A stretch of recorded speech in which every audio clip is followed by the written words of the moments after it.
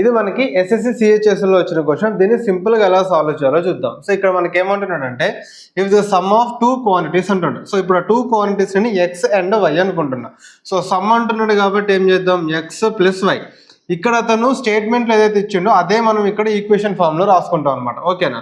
So is equal to, so equal to 3 times అంటున్నాడు. So కాబట్టి 3 into their difference. So అంటే difference అంటే ఏంటిది, ఎక్స్ మైనస్ వై. ఓకేనా. So then the ratio of the two quantities ఏంటిది. ఓకేనా.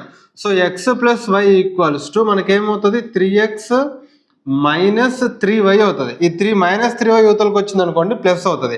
ఈ ఎక్స్ కాస్ యువతలకు వెళ్ళింది అనుకోండి మైనస్ అవుతుంది. అంటే మొత్తం మీద మనకి ఎంత, 2x ఈక్వల్స్ టు 4y ఉంటుంది. So 2 1s 2 2s.